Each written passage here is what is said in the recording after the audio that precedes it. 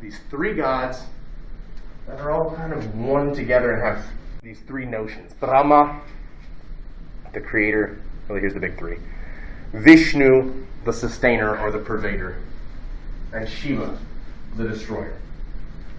And so really there's even the cycle of life demonstrated there by their roles. Coming into being, and going out of being. Creation, sustaining, and destruction. And these three, the developments of these three gods, or these three notions of God, are going to develop too. But what we start to see too, and I haven't gotten to our section on texts yet, but I'll say this. There are a bunch of texts when we're talking about Hinduism. And I'm just going to mention a few here. I'll talk more about them when I get to our notion of text. But I just want to say here, the Vedas and the Upanishads are going to be the most important for us. The Vedas were the ancient hymns, or the Upanishads. Really, they're like stories that exemplify stuff going on in the Vedas. And we'll talk about what they're about in a moment. And there's all these other texts too. There's these big epics, the Mahabharata, the Ramayana. All right? But what we see, if we take all the texts together, what it does is it gives this big, giant chronology of the universe. It gives us a timeline. A cyclical timeline. There's a cyclical timeline. Okay, so this puranic chronology that you see up there, that's the timeline of the universe, the whole universe.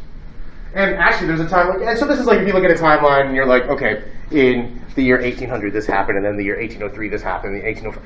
It's a timeline, but this timeline goes back millions of years. This god did this. This god did that. There was this battle then. Millions and millions of years. The details I'll spare you. But there's one thing that I want you to know, is that I said it's cyclical. What do I mean by that? So the details of it go back millions and millions of years. But there's this chapter yuga. What's that really? Chapter, like, God, it's in French. It's four cycles. Okay, and I'll spare you the names of those, just to say there's 4 cycles that go from basically almost this perfected state, the state of harmony, all the way down to decay, and everything in between. So every couple of millions of years we find ourselves in another stage. And not to say that there's only the 4 stages. What happens when stage 4 ends? Goes back to stage 1 again. And each stage is called a yuga. Right now, according to the timeline, we find ourselves in a stage of decay. In fact, most of human history has been in the stage of decay. The age of harmony was millions of years ago. And before that, there was an age of decay. And this has been going on forever. There was no point at which this started. This has been an eternal process. That's the overall framework. That's you just need to know. There's 4 yugas. I'm not even going to question you on the details of it. There's just this cycle. Constantly changing from harmony to decay.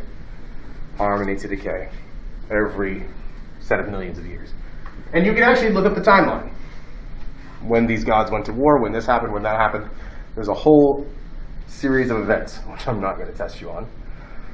But as this develops, and we have this notion of the cyclical in the background, this is different from the Abrahamic faith. That's something I want to stress. So, whereas there's the cyclical, what's going to happen when the harmony comes to an end? It's going to lead to decay. It's going to happen again, and again, and again, and again, perpetually. In the Abrahamic faith, there's a timeline too.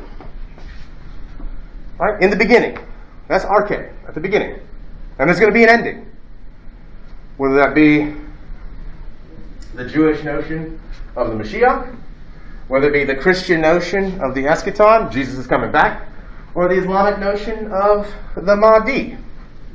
There's a beginning and an end. So in Abrahamic faith, there's this notion of linear time. Beginning, end. And we're somewhere in the middle. Not here. This is not linear. This is cyclical. There's not an ending. There was not really a beginning. There's instantiated beginnings and endings, but there's no ultimate beginning and ending. So with that in mind, what I have on the screen right now are the main notions that end up developing. So I talked about the notions of the gods, Brahma, Vishnu, Shiva. I've talked about there's this big timeline of cycles that develops in the background. And as a result, whereas the ancient Vedic religion was about various gods, as it develops, that Vedic religion turns into this, where there are these notions, and these are really the principal notions, even more than the gods. These notions are emphasized more than the deities themselves. Which is why still, there are domains within Hinduism that are polytheistic. Many gods. Monotheistic, pantheistic, everything's a god. Pantheistic, everything's all one god. You can have different kinds of theisms. Because these are the main notions. What are those notions? Notion number one. What about here? These are the main notions. They're on the screen, but here are the main notions. These three. These are the big three. In fact, really, if you want to say what are the three main things about Hinduism, here they are. Three main beliefs. Samsara, dharma, karma. Now, what's going to be interesting here too, and I want to point out, is that these three terms I wrote on the board pretty much come in to every religion of India. What are the religions of India? Hinduism, Jainism, Buddhism are all going to use these three terms, and they're all going to talk about them very differently. So I'm going to repeat that. They're already used the same words, and they're going to mean something completely different by them in each one of those faiths, Jainism and Buddhism. Okay, so what I'm talking about now are the Hindu notions hereof. And sometimes, like Jainism has its own separate history of development. Buddha will go out of his way to say, the Hindus say this, and here's where they're wrong. They should think about it this way. So what do we got? First of all, the word samsara. It really just means the world. But it's giving us a particular character of the world. What's the world like? Cyclical. And what does this mean? What does it mean to say the world is cyclical? Well, there's the big timeline. So if we zoom out of all, and we're able to behold all of reality itself, we can see that the universe is constantly returning through itself. Never came into being, never ending. It's just always in there. But not only that, even you and me, and you and you and you and you, we are all part of this cycle as well. Well, are what? Now, this is a term I'll talk about later too. What are you? You're an atman. What's an atman? And for now, for our purposes, this is just the word for a self or a soul. You are an atman. So you are atman. You're atman, atman, atman. You're an atman. That's like me saying, you're like in Christianity, you have a soul, you have a soul, you have a soul. There's an individual soul. Well, for our purposes, we'll just say it's an equivalent to that. For now. However, the differences in the Abrahamic faiths, too, and I say that because that's been our entire frame of reference so far, and probably the most familiar to you. This one probably not so much. There is a sense in which, for at least Orthodox Judaism, Christianity, and Islam, though the universe was created in 6 days in the past, what happens when somebody is either conceived or born, depending on when we talk about life? If someone has a soul, when did that soul come into being? It wasn't there at the beginning of creation, unless you're a Neoplatonist. So in Greek philosophy, there's this notion that the soul's up here floating around, and for Plato, the world of forms, and then it gets trapped in a body down here. And then when you die, you float back up again. In Christianity, Judaism, and Islam, somehow when they come into life, that soul is made then, and it's in the body. And then what happens when you die? Soul leaves the body and goes somewhere, depending on the religious tradition. Some it stays in the ground for a while, waiting for the resurrection. And it will eventually be resurrected, but the soul persists, and it goes places. What happens here? Oh, hint, it's not what I just described. That's Judaism, Christianity, and Islam, where the soul is this individual entity And it's still you. When you die, you are going to stand before the throne of judgment and answer God. In Judaism, Christianity, or Islam, especially Christianity, that's the notion there. Here, the Atman is really the soul stuff that you're borrowing from the universe. It's not so much you as a part of the universe that you're a steward of. It's your little domain, sure. And it's always been there because the universe has always been there. So there's a sense in which you have been here. You yourself are eternal, not this instance.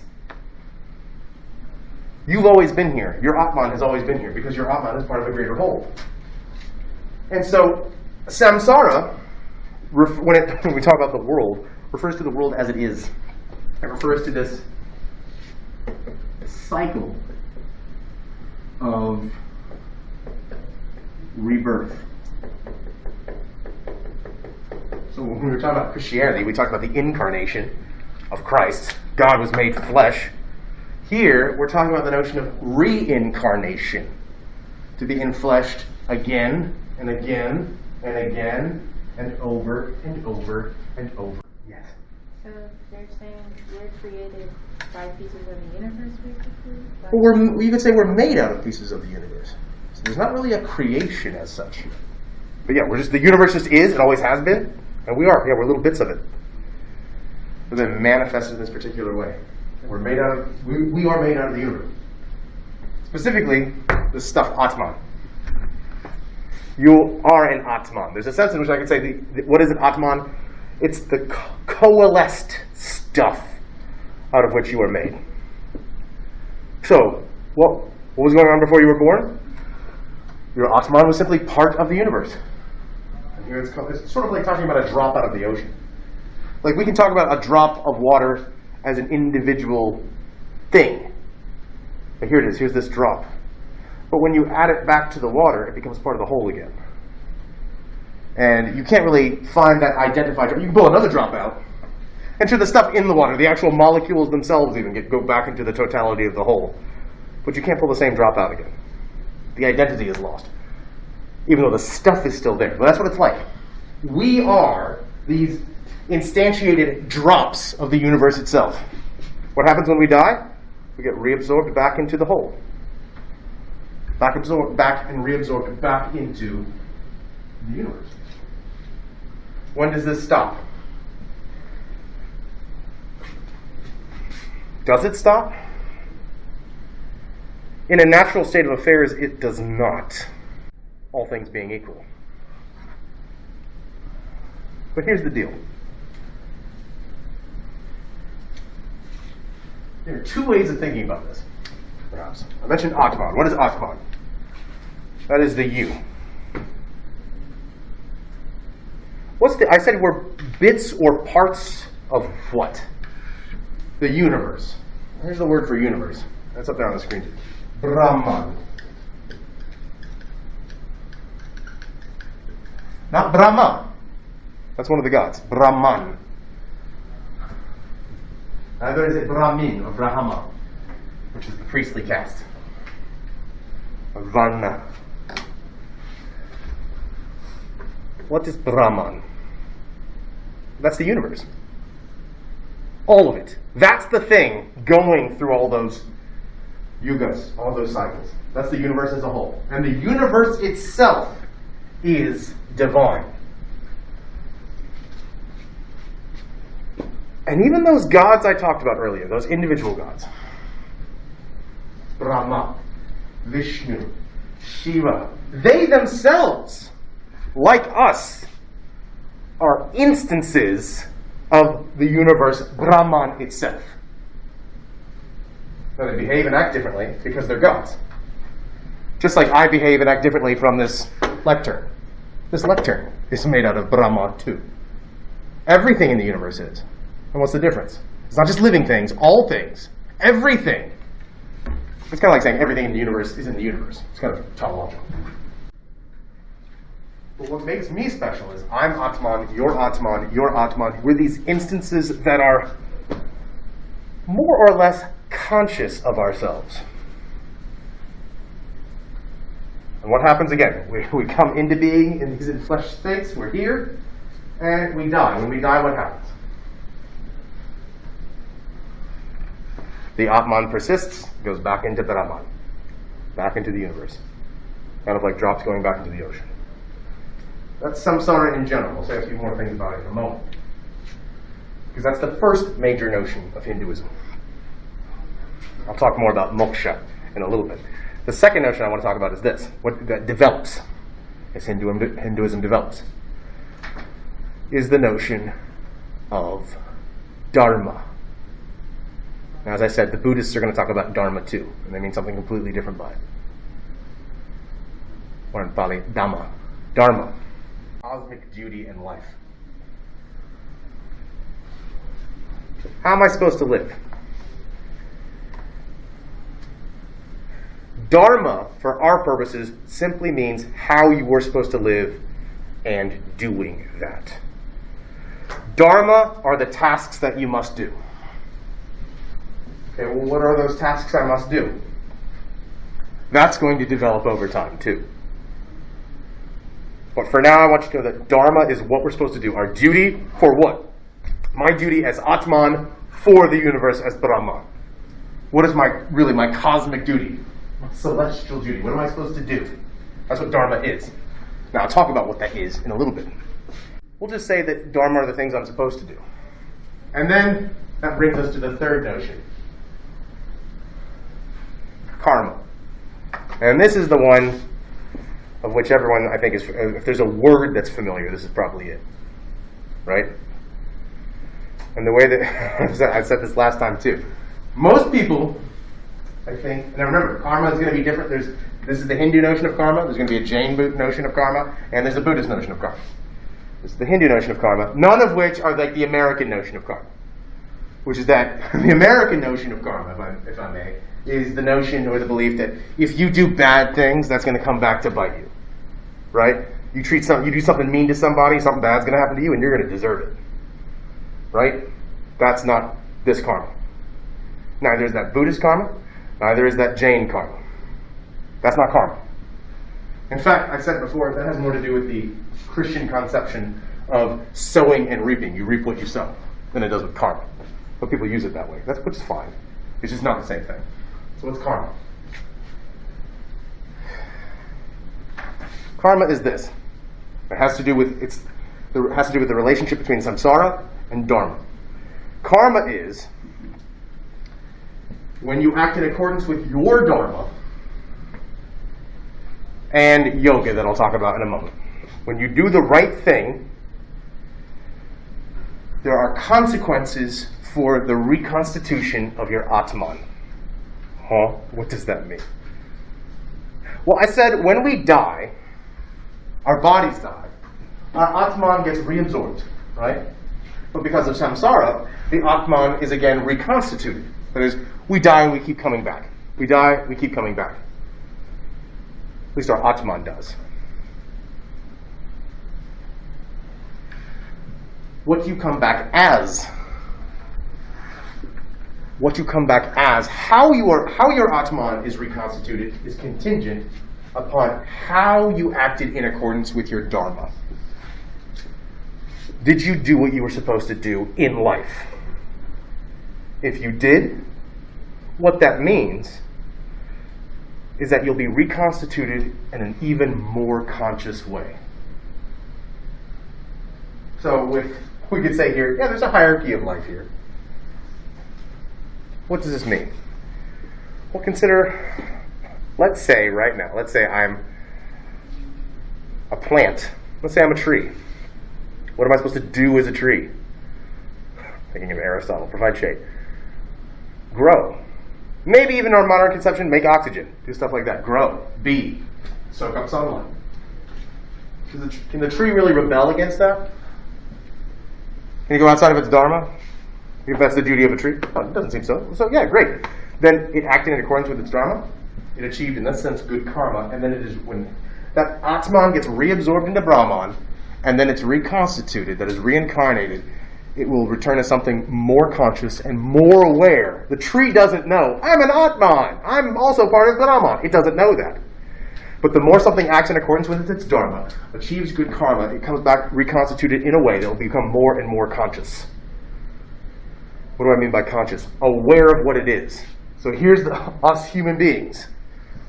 We must have been doing something right in our past lives because here we are now. We can do. The tree couldn't talk about Atman and Brahman. We can. Why? We did something in the past we did stuff in accordance with our dharma. Now we have the ability, we're more conscious, we can talk about it. So we do our duty now. We achieve good karma. We'll become even more and more conscious. I don't know what I'll be next time. By the way, the goal is to stop it. I want to stop reincarnating. That's moksha. And just be Brahman. I want to stop reincarnating. I want to stop being a little bit of Brahma. I want to be Brahman. Well, how do I do that? Well, do your dharma. Whatever it is, do it. Well, how do I know what that is? Read these books. And you'll find out, especially the Upanishads are all about dharma and doing your dharma. That's what they're about in their totality, the Upanishads. Do your duty. So what karma is not you do good things will happen to you. You do bad things will happen to you. That's not it.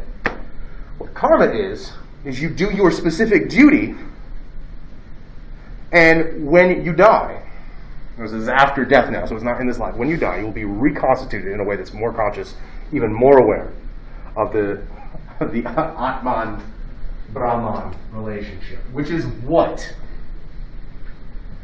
I said Atman is you, Brahman is the universe.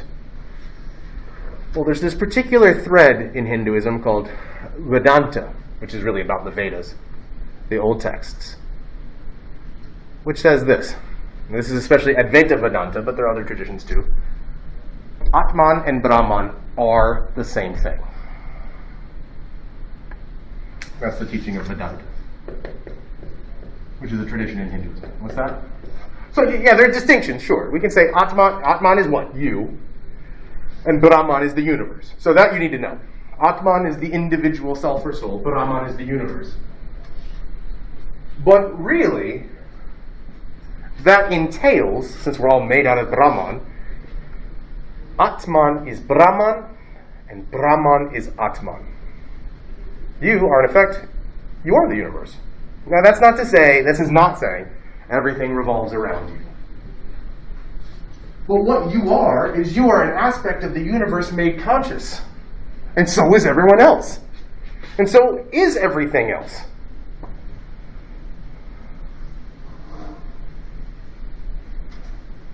We're all made of the same stuff.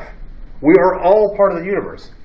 That's why in Hinduism, because we're all Atman, and all us individual Atmans are Brahman, that is why there's this notion of ahimsa that I mentioned last time too. What's ahimsa? Non-violence.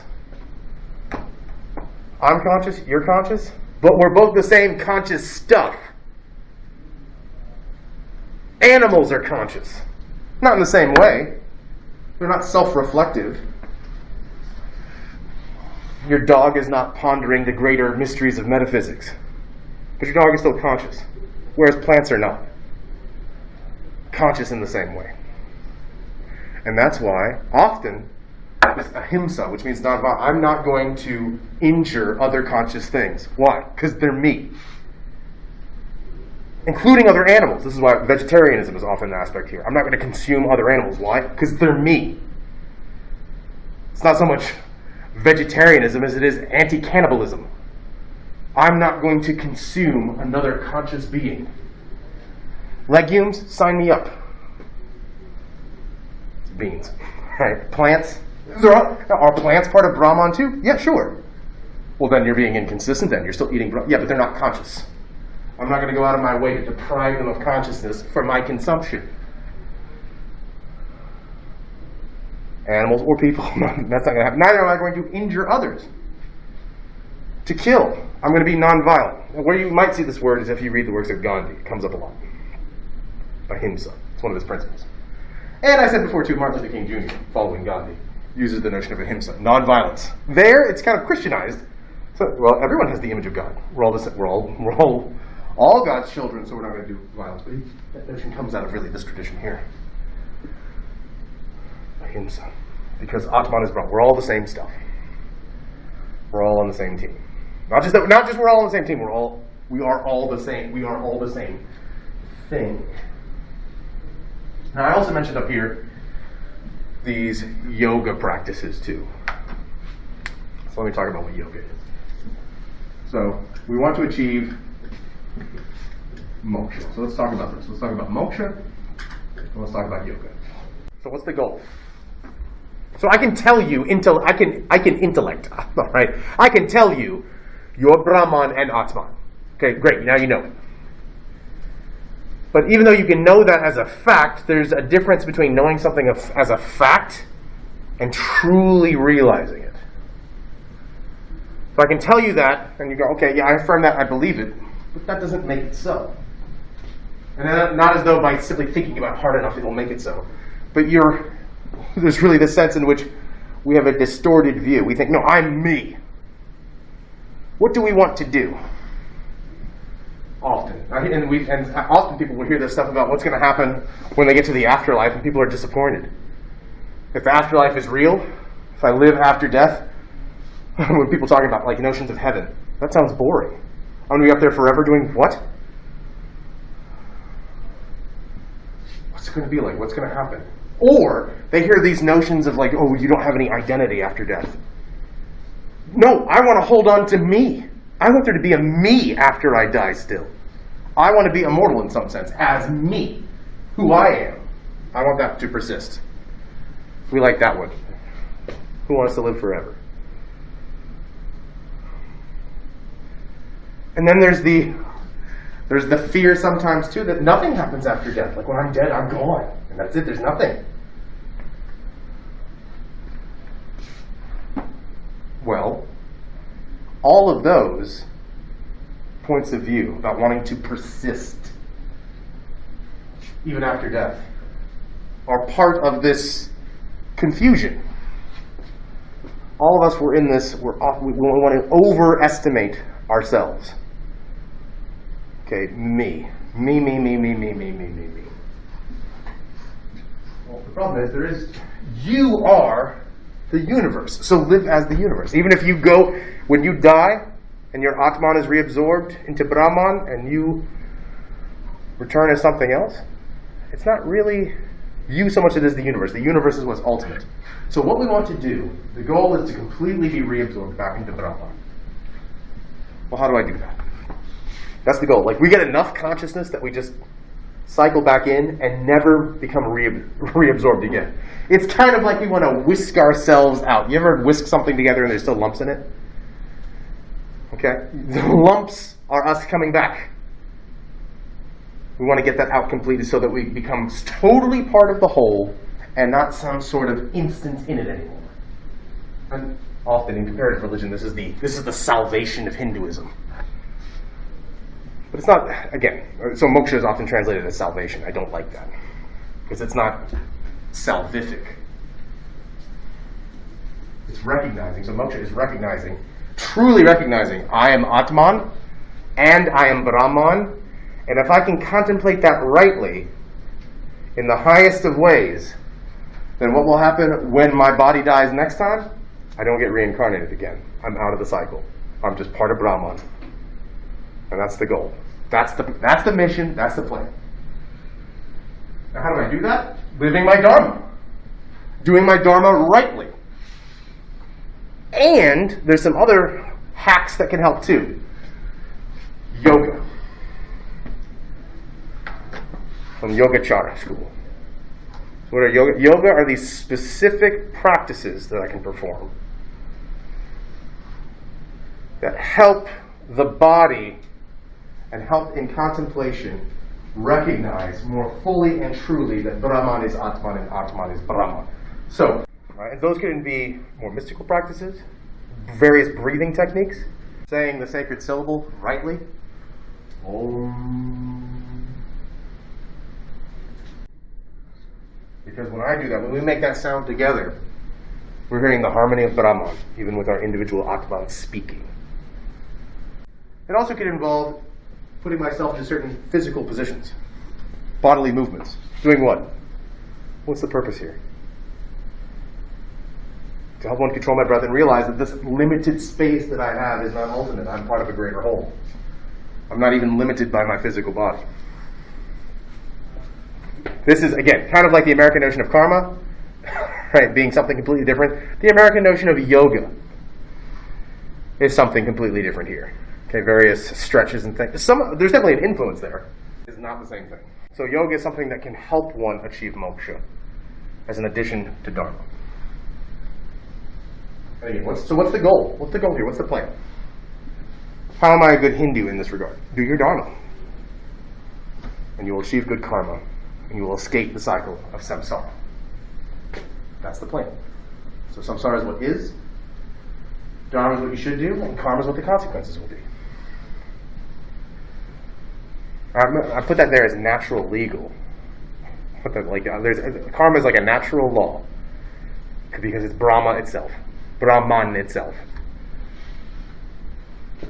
You do the right things, this will just simply happen accordingly because that's the way the universe is. And the thing I want to emphasize with karma is it's not stuff that happens in this lifetime. It's what determines how you're reincarnated. So we want to get more and more conscious to the point where we're eventually able to escape the cycle altogether and just be part of Brahman. And we're not trying to escape the universe. We're not trying to escape Brahman. Brahman's not imprisoning us here. We're just trying to get more and more conscious so we can become part of the whole. Whereas, say, like Gnosticism would say, no, we want to escape the universe altogether. We're trying to get away from this. Not just get away from the cycle, get away from the being. We want to just be more part of it. More part of being itself. Brahman. We're not trying to get away from Brahman. We're trying to get more and more closer to Brahman. So I mentioned dharma. I said I would say more about it. There are types of... What dharma is dharma is our duty. The stuff you're supposed to do. Your cosmic duty. Well, traditionally, we have these notions of varna. Here originally are just the basic kinds of dharma. Everybody fits on this list. So these are the types or kinds of dharma that there are. And so whatever, let me just go through the list. All right, so we've got the first one, Brahmana, Brahmin, those are the priests. And so these are the clergy. Okay, so the priestly, sometimes it will be called caste. Okay, but I'm hesitant to use that myself because I think caste means something different later. You'll notice also when people talk about the caste system in India, they'll mention untouchables, not on the list. Not a dharma. So it's not there. So here's where you might find yourself. There's priestly dharma. What are you supposed to do there? The right kinds of sacrifices. Burn the right fires. Sing the right songs. Read the right texts. On the other hand, you might be a member of the ksatra class. A warrior. Now that might mean an actual fighter, or like we think of like nobles and aristocrats. Okay, so even nobles, the gentry and so forth. How do those nobles become nobles? Their ancestors hundreds of years ago, someone fought a battle and won. That's what nobles are, anywhere in the world. So warrior class, fighters. Oh, they're the ones that call to arms. Their dharma is different from this is not about offering the right sacrifices. This is being good in battle. Being a good fighter. Being a good tactician. Being a good strategist. That's another kind of dharma. Vaisya. Now this is where probably many of us fall. These are merchants and farmers. People who tend stuff. There's probably, they own something. That's what makes this different from, if you're like, how's that different from the next thing on the list? These people they own a farm or they own a business. And they're into artha, they're trying to make money. Tradesperson. You might own a farm. You might grow things. Vaisya. Or, the last one on there, shudra. They're a laborer. Here, you probably work in someone's household. Like a servant. Now, it's not the same thing as slave here. We don't have that here in this alignment. Okay, servant. So someone you might not just be a servant for the warriors or the nobles. You might be a servant for the merchant, like a butler or a maid. It's not your house. Okay, so I don't want you to think like, like people associate like, farmer, they must be the poor ones. Not necessarily. But the laborer is the person that's the servile class. Okay, so these are the different kinds of dharmas. Great, now what? You want to get that good karma? You want to escape the cycle of samsara? Where are you on the list? Do that. And do it well. I don't know where well, that's because we're not in India, perhaps. Are you a warrior? Be the best warrior you can be. Oh, but I want to be a Brahman. I want to be a priest. Shut up. That's not your job. Like, if you're a warrior, here's the issue. Everybody kind of has their own, with regard to their varna, has their own ethic. If you're a warrior, you are not to perform the right sacrifices. You are not necessarily to read the right texts or to sing the proper songs. Your job's to fight. That's your duty. And to fight well. Yeah, but I'd rather do something else. Not your choice. For your community. And actually that means that you are being disruptive towards the universe itself. That's going to get bad karma. So if you're a warrior but you're like, I don't want to fight, bad karma is coming your way. You will denigrate in samsara, and then you'll have to do all this over again. Out of your own ignorance. Yeah, you're going to come, people, oh, you do that, you might come back as a cockroach. Yeah, you might. And then many lifetimes from now, you might be a human being again.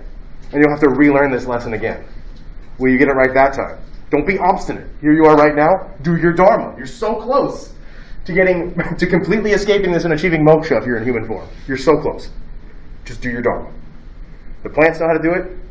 You don't see animals laying around. You don't see a tiger going, I wish I were a bear.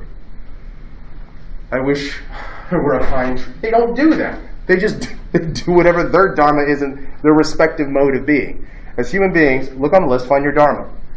Well, I know I'm a laborer, but one day, it reminds me of like many Disney stories. I know I'm this, but one day I'll be a prince. No, you won't. And if you're dreaming about it, stop dreaming. Here you are. Do your dharma here. Stop thinking about, one day I'm going to change classes. One day I'm going to be in a different varna. No, you're not. Aladdin. Okay? It's not happening.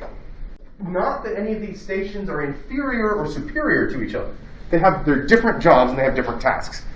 Now, later that will be taken that way. Oh, the priestly class is the highest. The warriors, they're also pretty high too. Traditionally, these are just different jobs with different tasks, with different dharmas. And the theme of the Indian text, starting with the Upanishads, do your dharma. Nothing could be more important than doing your dharma. I've mentioned before, the big text is the Mahabharata. It's this giant, I've said before, it's the longest poem in the world. It dwarfs the Iliad and the Odyssey and the Psalms. It's enormous. But there's this episode in there, in the Mahabharata, that is fairly well known, called the Bhagavad-gita.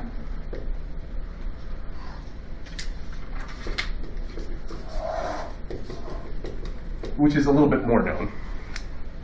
I mentioned this now before we're texting you just to talk about it. So sometimes this is sold as a single volume. I have like 3 copies of it in my office. Okay, the Bhagavad-gita, which is this little episode out of the big book, the Mahabharata, where there is this prince.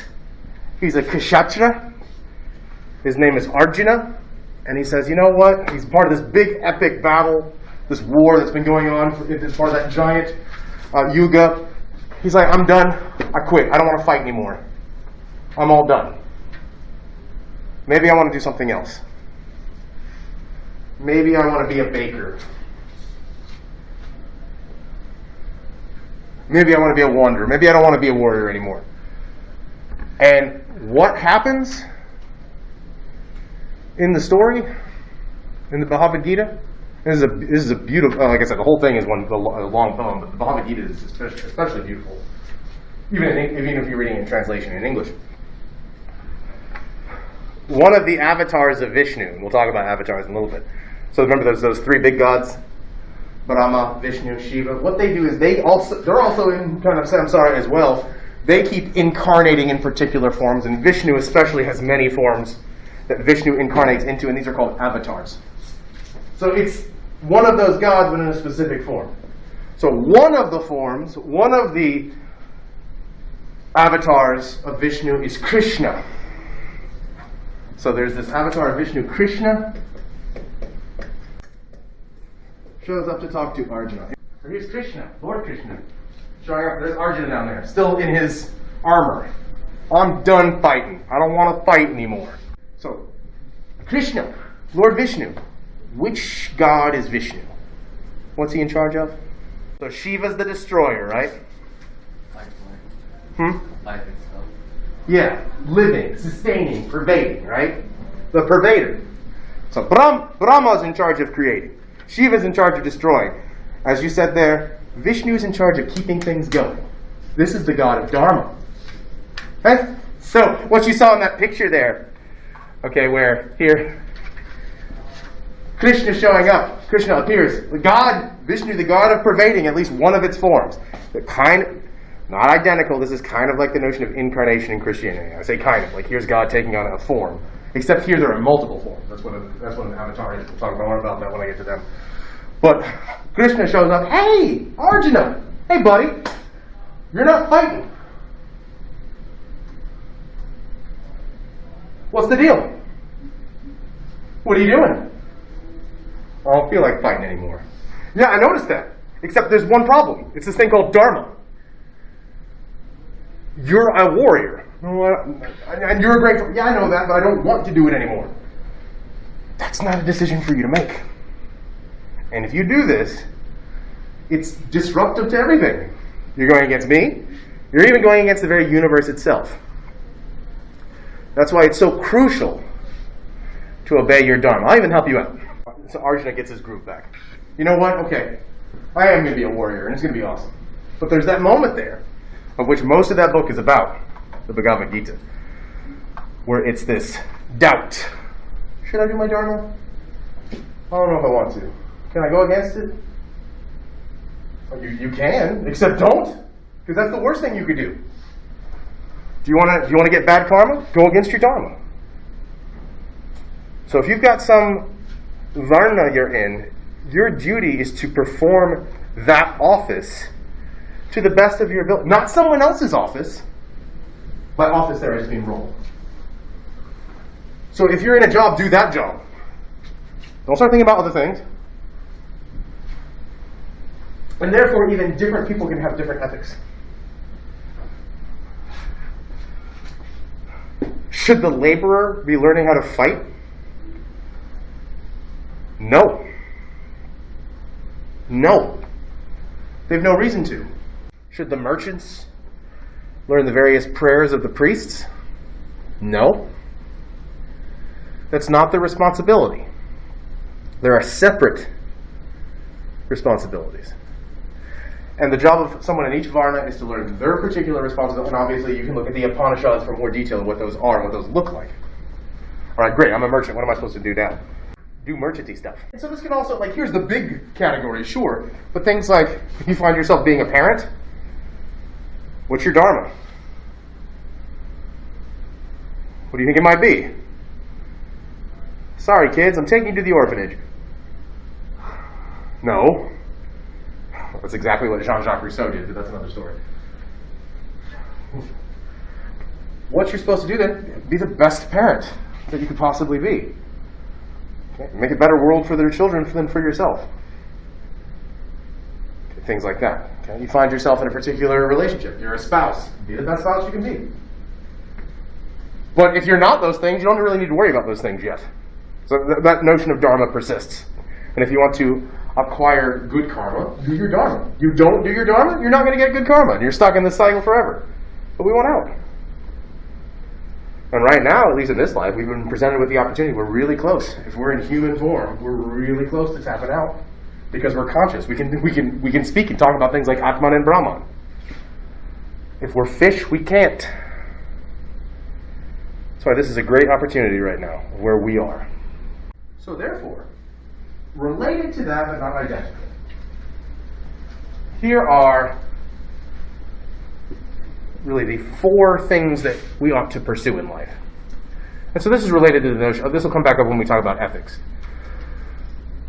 And there's not a one-to-one correspondence with the varnas I just mentioned. But these are the Purusarthas. These are the things that we should do. Like, so what are the things that we should go after in life? These are all, you could really say, sacred pursuits.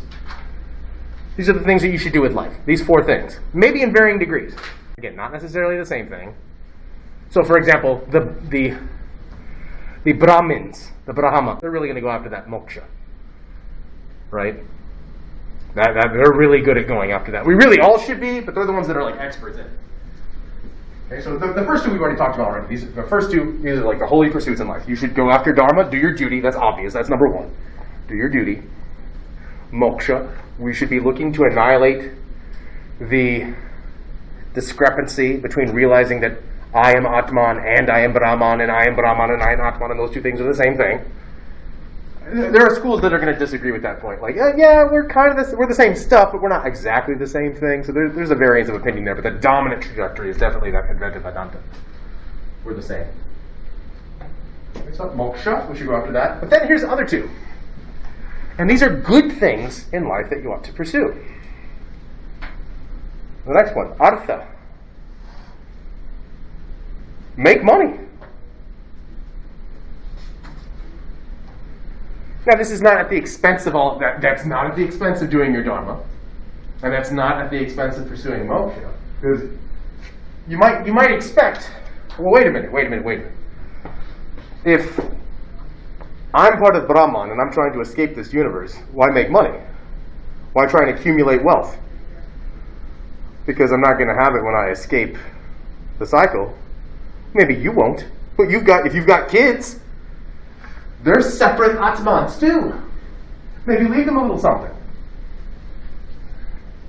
Maybe make some money to send alms to the Brahmans who are pursuing moksha themselves. Making money is a good thing. The accumulation of wealth is a good thing. Greed is not. Okay, being egotistical is not. Being, having a hyper-inflated sense of your own atman is not. Make money. That's fine. Whereas you might see, for example, like in Christianity, often there's a avowal of poverty. Where was baby Jesus' crib? People put this in their front lawns in December.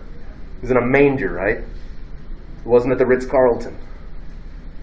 Not that there was an equivalent, but yeah, that's the whole point. Like, what's a manger? Oh, it's beautiful. That's all the animals and that's where the animals eat. This is a poor baby. Jesus is poor. Okay, impoverished, and he died as a criminal on the outskirts of an empire from a place that's unremarkable on the map. He died the death of a non-Roman citizen. Crucifixion is meant to be banal. Okay, and often, be blessed are the poor in spirit. Okay. Making money is good. This is different here than what you see, and some Christian traditions emphasize that more than others. But generally, there's this notion that one should be humble, not seek material possessions are blessings. Sure, they're not to be sought for their own sake. Here, yeah, make money. That's good. Acquire things. Now, do your dharma still, and that means, like, if you're like, I would love to help you, I would love to be good to other people, but I really have to buy this stuff. That could be very bad, depending. But if you're a merchant, be good at business. Acquire wealth, that's fine. And also, this 4th notion, kama. What's another good thing to pursue in life? Pleasure. To enjoy things. And that means a whole host of things. Of course, when people think of pleasure, their minds immediately go to all the most sensuous things possible, like sexual pleasure. But yeah, that's on the list too. That's good. It's awesome. There's books about it. That's the one probably. I've mentioned most of the texts of India that are outside the Vedas and the Upanishads are called sutras, and that's the one where the people, the Kama Sutra, I've heard of that one. Yeah. The whole thing is about having pleasurable sexual experiences, because those are good. You don't always see that in other religious traditions. But not only those kinds of things. Stuff that comes with the stuff out of artha as well. Enjoying fine things. Good food. Good drink. Not just cornmeal and water. Fine silks, enjoying fine things, not merely the accumulation of wealth for its own sake, but the stuff that goes with it. Entertainment, art, culture, those experiences, listening to good music. Even in modern sense, like watching a good film, maybe television. You might think, oh, I'm wasting my time doing this stuff and enjoying this entertainment. This stuff doesn't matter. This is one of the good things to pursue in life, is enjoying things in life, including stuff like the arts. So you're not, you're just, if you're doing it at the expense of other things, that's different. So if you're enjoying, has anyone ever watched, you ever felt judged by Netflix when it says, are you still watching? Has anyone been there? Okay, yeah, I've been there. And you might think, oh, I did that, I should have been doing this other stuff. Now, if you're doing it at the expense of something you should be doing, that's one thing. But yeah, you're taking a day to enjoy stuff? That's good. Enjoy stuff. It's not merely the resting.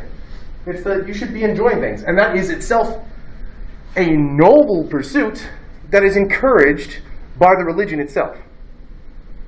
Enjoy stuff. It's good. And it's not relegated to it. This is not relegated to any select few. Like I know I said with the particular aspects of dharma that, the Brahmins are to do this, and the kshatriyas are to do this, and so forth.